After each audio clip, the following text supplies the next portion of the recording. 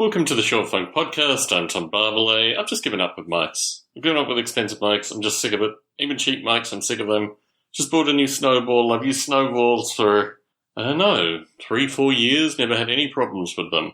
When I bought a more expensive Yeti mic, I got rid of all my snowballs. I donated them all to charity to help out kids, so they could start recording with these decent mics.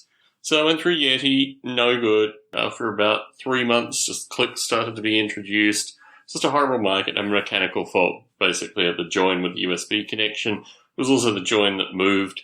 And then I bought a Rhodes mic, and that lasted 2 months, and then the click started. And I was just like, I am so bored with these mics that just don't, And to be truthful, the Yeti was like $160. The Rhodes mic was probably $200 because I thought, well, why don't I just move to the higher end spectrum, start buying better mics there. Rhodes mic didn't last long. Couldn't use the Rhodes mics over Skype. Wasn't compatible with Skype and call recorder. Very basic functionality that I need to use wasn't compatible. Moved on. So thought, okay, I'll go back to the snowball mic. That was a decent mic. Had a number of snowballs, no problems. Ordered a snowball mic, arrived a few days ago, plugged it in.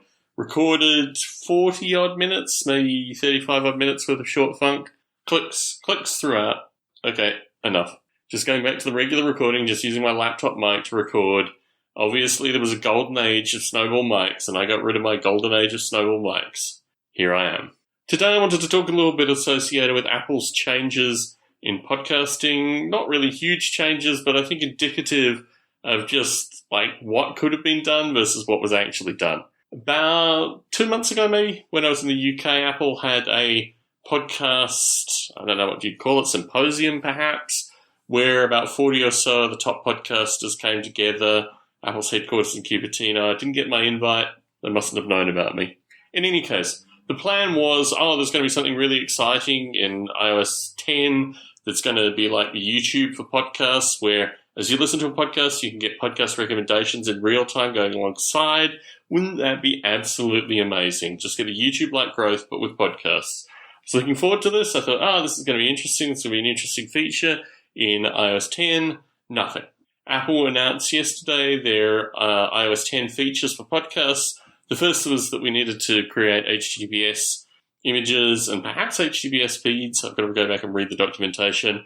These are for security, but basically if someone hacks your site, the HTTPS component is just something that's added over the top. It doesn't add any meaningful security to any of the information. It just means, I guess, that your site is not being faked or spoofed or what have you, but if someone hacks your site, all bets are off.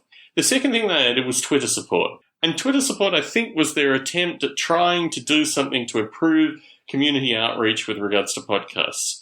I think it's a bit of a joke, and actually, quite frankly, it makes me annoyed. And as this is the third time that I've recorded this podcast, I'm exceptionally annoyed by the time that I'm recording this podcast. So social media, I do quite a bit of social media, mainly on Facebook. I've never really been a Twitter guy. I was first on Twitter in 2007 when it first launched. I go back to my 2007 Twitter account. It's like returning to 2007.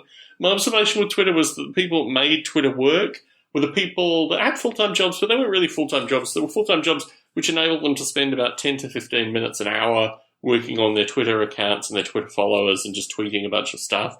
And that was the kind of person that Twitter was for. That's the kind of social media for the kind of social butterfly who doesn't have a job that requires them to pay attention for long periods of time. Thus, they can be on roughly, 20 hours a day, just constantly tweeting and retweeting and all that kind of stuff.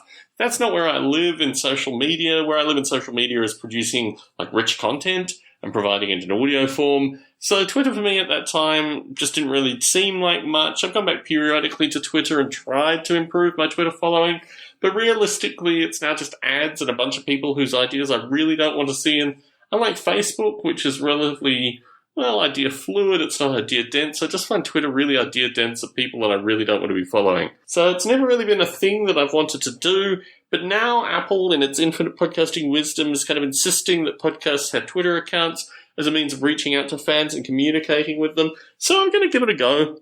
All my major podcasts now have Twitter accounts. Model Rail Radio is a unique Twitter handle, but Stone Ape Cast, and Short Funk Cast, these are the two Twitter accounts for Short Funk and Stone Ape. And unfortunately, Stone Ape, the Twitter name, and Short Funk, the Twitter name, had already been taken by people. Not particularly fast. Once people are subscribed to it or know that it's there, it'll fulfill its purpose that way. So start anticipating that you might start seeing more tweets from me associated with Short Funk, specifically at Short Funk Cast, all one word.